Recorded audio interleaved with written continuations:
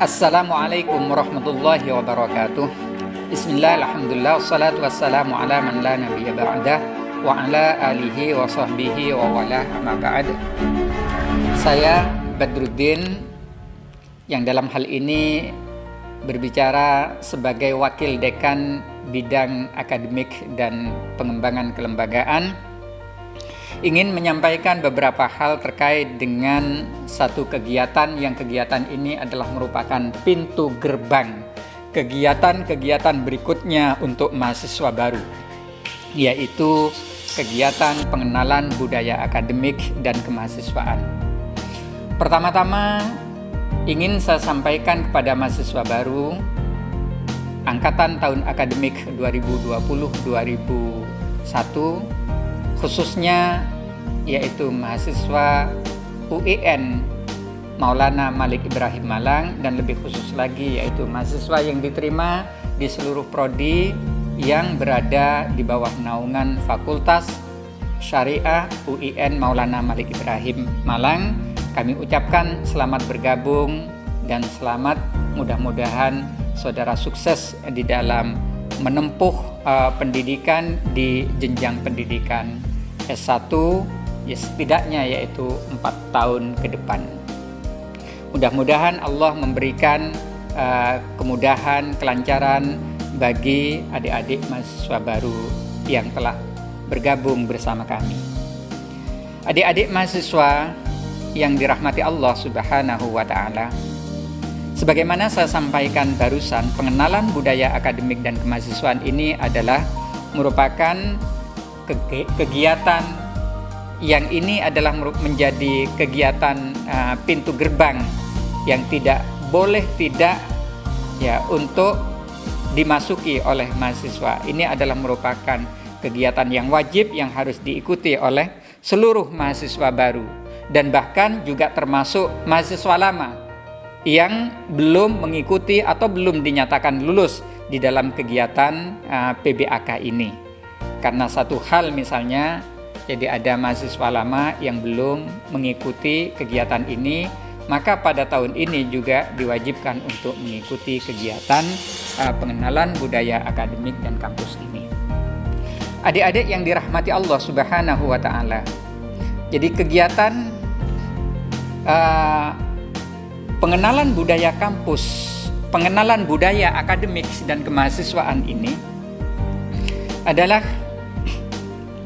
satu kegiatan di mana kalian sebagai mahasiswa baru, jadi sebagai anggota baru, jadi sebagai sosok-sosok baru yang ingin bergabung dengan kampus yang tercinta ini, maka harus betul-betul dipahami bahwasanya di mana warga kampus ini adalah merupakan ya, warga akademik yang terdiri dari insan-insan yang memiliki wawasan dan integritas ilmiah.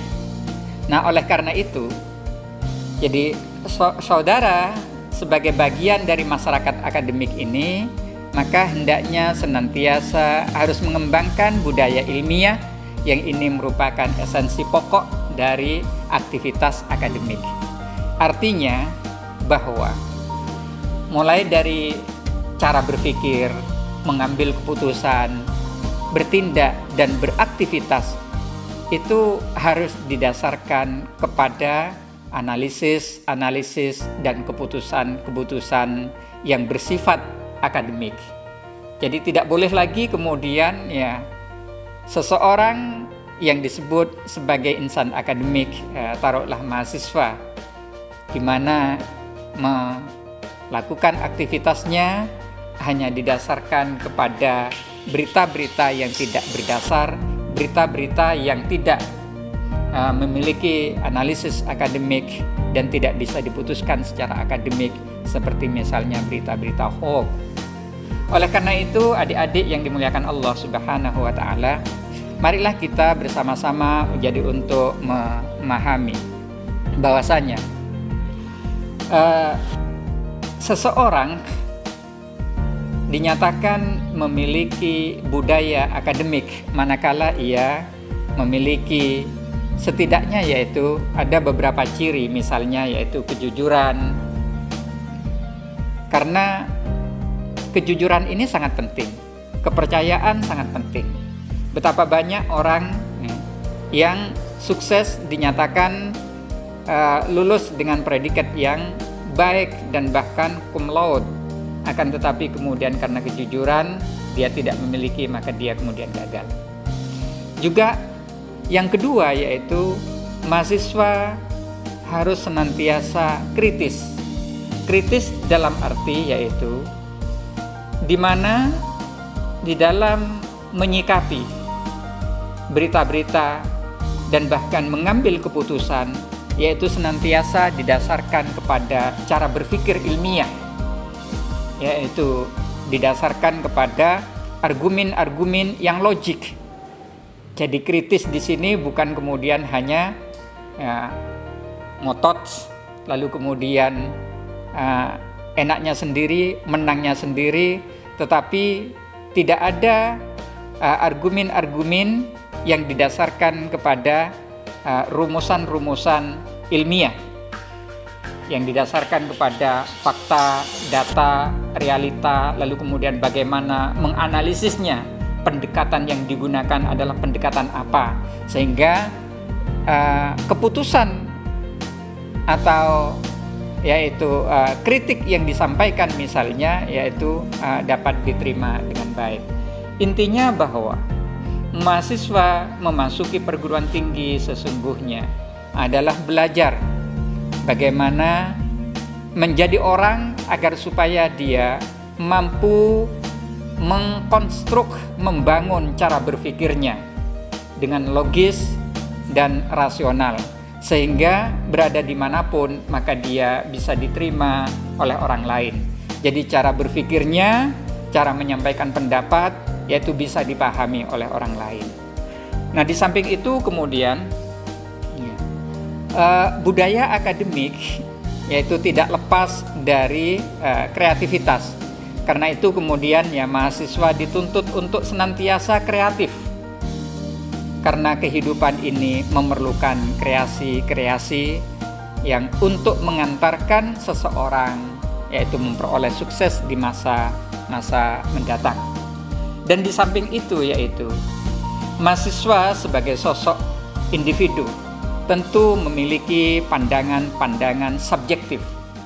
Akan tetapi apa-apa yang telah disepakati oleh orang banyak ya, sebagai sebuah kebenaran objektif dan kebenarannya ini tidak terbantahkan, maka mau tidak mau jadi kita dituntut untuk berpikir secara objektif. Jadi menyampaikannya yaitu dengan cara-cara yang objektif, jadi didasarkan kepada fakta dan data yang sebenarnya. Karena itulah marilah adik-adik mahasiswa yang dimuliakan Allah Subhanahu wa Ta'ala, jadi kita belajar untuk memahami institusi kita, lembaga kita, yaitu UIN Maulana Malik Ibrahim Malang sebagai sebuah universitas. Jadi kalian harus mempelajari apa perbedaan antara universitas dengan institut, apa perbedaan universitas dengan perguruan tinggi, apa perbedaan universitas dengan akademi dan lain sebagainya.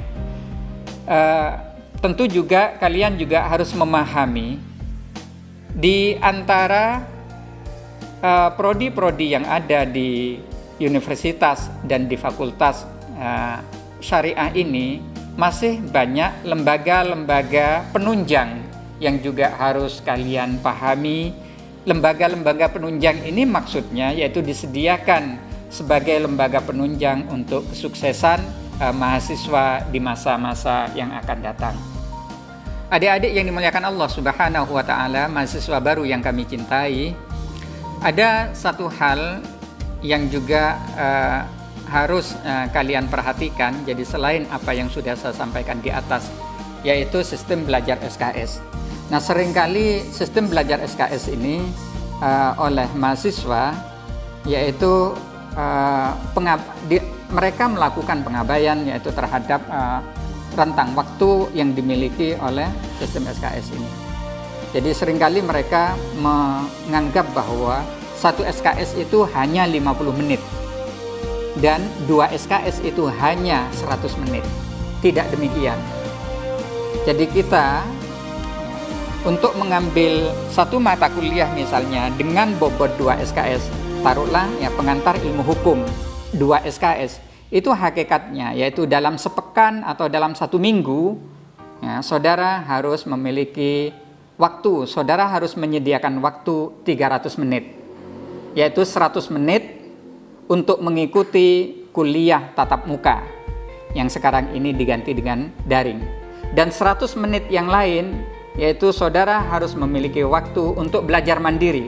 Saudara pergi ke perpustakaan, saudara mencari referensi, saudara mencari sumber-sumber bacaan. Jadi untuk menguatkan keilmuan yang sedang dikembangkan di dalam perkuliahan. Lalu kemudian 100 menit yang lain yaitu saudara mengerjakan tugas mandiri terstruktur. Jadi tugas yang diberikan oleh dosen yang pada akhirnya nanti tugas ini akan menjadi bagian atau elemen dari sistem penilaian, di mana dosen nanti juga akan mengetahui ya penguasaan saudara jadi melalui tugas-tugas yang diberikan oleh para dosen. Jadi hakikatnya jadi 2 SKS itu adalah dalam 1 minggu yaitu 300 menit. Karena itu kalau ya saudara misalnya dalam 1 semester ini mengambil 20 SKS, maka 20 SKS itu ya di dalam 1 minggunya setara dengan ya 3000 menit. Nah, 3000 menit ini ya setara dengan 50 jam. Dengan kata lain bahwa kalau misalnya saudara ingin berlibur, jadi memanfaatkan weekend, jadi Sabtu dan Ahad, berarti ada 5 hari dalam sepekan di mana kalian harus penuh belajar, dan 1 harinya yaitu belajar minimal, dan ini tidak bisa ditawar-tawar, yaitu 10 jam. Jadi untuk 20 SKS berarti saudara harus belajar dalam seharinya minimal yaitu 10 jam. Karena itulah adik-adik yang dimuliakan Allah Subhanahu wa taala, jadi kesuksesan seorang mahasiswa adalah ditentukan ya, bagaimana kemudian dia memanfaatkan waktu sebaik mungkin yaitu untuk belajar. Demikian yang dapat saya sampaikan, kurang lebihnya saya mohon maaf. Aqulu qouli hadza wa astaghfirullah li wa lakum wa liwalidayya wa liwalidikum fastaghfiruh innallaha al-ghafurur rahim. Assalamualaikum warahmatullahi wabarakatuh.